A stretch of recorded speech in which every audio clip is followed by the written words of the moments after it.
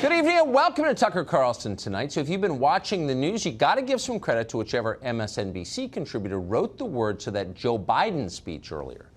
If you didn't know better, if you had no context, you might think everything is better now. The great orange emergency is finally over. It's 1996 again, and we can exhale.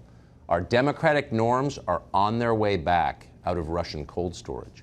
Last month's election was a win for all of us. Quote, in this battle for the soul of America, Joe Biden just told us, democracy prevailed. So it wasn't a partisan exercise. It certainly wasn't theft. It was a victory for you personally. In America, Biden's speechwriter wrote, politicians don't take power. The people grant it to them. So thanks for the civics lesson, Joe Biden. Joe Biden wants you to know he didn't run for president 3 times because he craves power, or because he seeks to enrich his near-to-well relatives, or because he has a vast empty space inside that only the adulation of strangers can fill. No, not at all. He ran for president because he deeply cares about you. Joe Biden is a paternal figure, really. You might even call him the father of this nation. Of course, that would make Kamala Harris America's permanent stepmother, which doesn't quite have the same reassuring ring to it, but whatever. Details are not important right now. What matters, Joe Biden wants you to know, is that this is a democracy. Always has been, always will be. And by electing Biden and the small, secretive group of billionaires who choreograph his every move, this country has become even more democratic. Small c democratic, of course. And that's reassuring to hear, honestly, because some of us were starting to get other impressions, non-democratic ones. Just the other day, for example, Bill Gates announced that the lockdowns we're enduring are going to have to continue for a long, long time. Now, keep in mind, Bill Gates is not an epidemiologist. He's not a research scientist either. Bill Gates is a retired 65-year-old from Seattle who used to make mediocre software for office computers. But now he's a billionaire.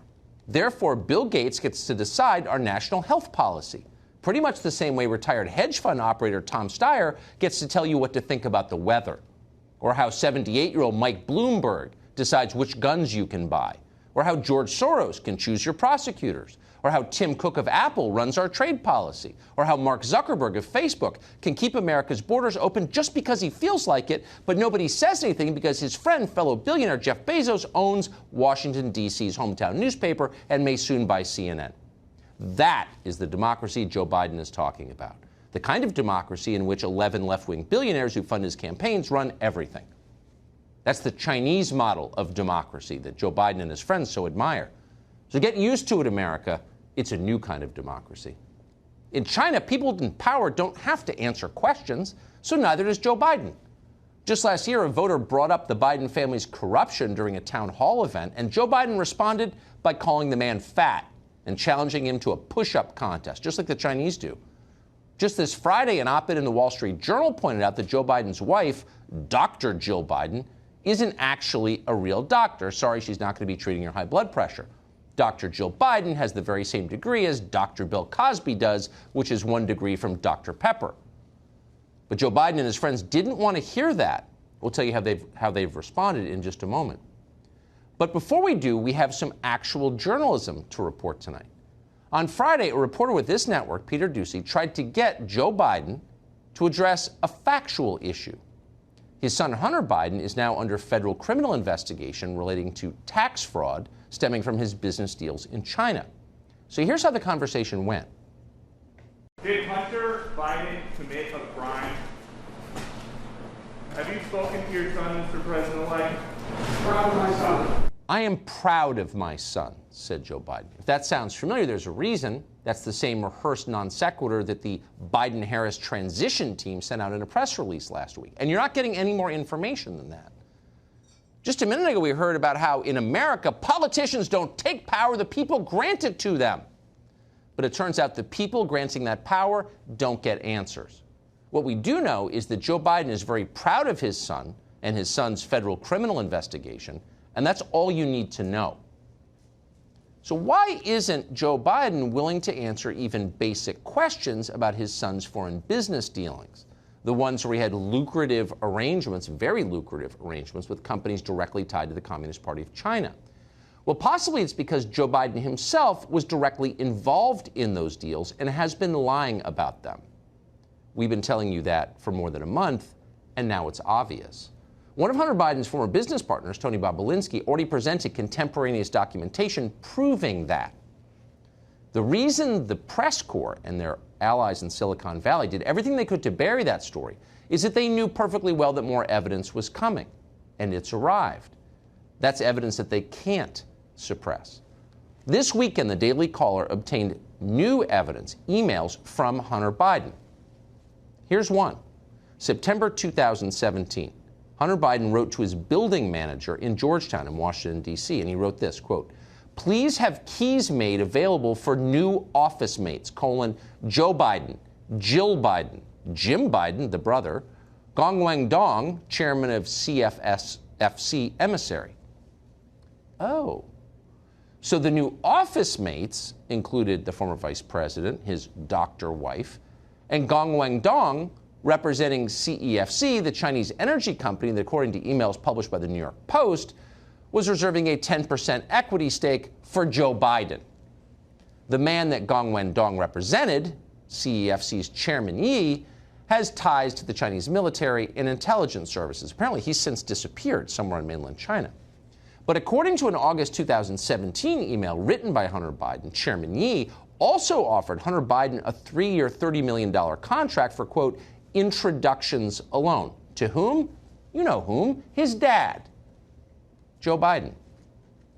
As we said, Chairman Yi has since disappeared. Apparently, he's been arrested by Chinese authorities. If all this seems a little dodgy to you, not quite a straightforward business deal, you should know that back in 2019, Joe Biden wasn't repeating the same line about being proud of his son. No. He went on the record and denied he knew anything about his son's business relationships abroad, including with Chinese communists. The very same relationships that were slated to make him rich.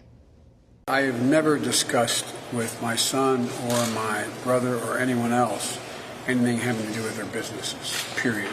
I've never discussed it, said Joe Biden. It never came up. Even in the office with Gongwang Dong and Dr. Jill Biden, we talked about sports and how proud Joe Biden was of his son, the one under federal criminal investigation. The truth is, Joe Biden must think people are as slow as he's become. This isn't even a solid cover. The point of the Biden political operation, one of them anyway, from the very beginning, has been to make as much money, influence peddling, as possible. So if you're wondering how Joe Biden, who's been in public office since 1972, that's just the federal level, almost 50 years, how has Joe Biden been able to live in 10,000 square foot homes almost the entire time?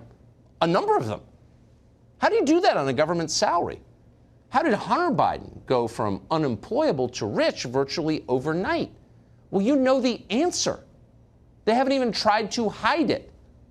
Back in January 2017, a man called Eric Sherwin, he was then the president of Hunter Biden's company, which is called Rosemont Seneca, wrote to Hunter Biden to warn him that things were getting a little too obvious.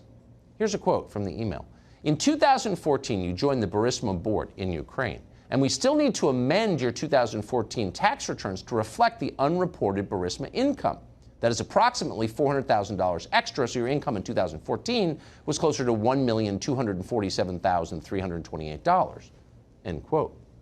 Now, we don't know, because we're not the IRS, whether Hunter Biden ever amended his tax returns to account for the hundreds of thousands of dollars he was making from Ukrainian oligarchs in a business that his father made possible by firing the prosecutor who was going to hurt the company that was paying Hunter Biden. We're not making any of this up. We're not into conspiracy theories. That's all true, and it unfolded in public. The DOJ's investigation presumably is looking into all of that. But the emails from Eric Sherwin do offer another window into the kind of life the Bidens were living. Here's his email to Hunter Biden. Since you couldn't have lived on approximately $550,000 a year, Sherwin wrote to Hunter Biden, you, quote, borrowed some money from Rosemont Seneca in advance of those payments. So here you have Hunter Biden, the son of Joe Biden, who is himself a son of Scranton, Pennsylvania, son of a coal miner, took Amtrak to work every day. This is a person who became so dependent on peddling influence that he couldn't live on a $550,000 a year salary. This is the person Joe and Dr. Jill Biden are proud of. The rest of us, and this is not a personal attack, It's just true. If you're going to restore democracy, the rest of us have a right to know exactly where the money came from. What did they do for it? And what effect is it going to have on the country going forward? In a democracy, that's a very basic request. And there's nothing democratic about ignoring the question. In fact, it just confirms what's obvious, which is they don't plan to govern this as a democracy, but instead as an oligarchy.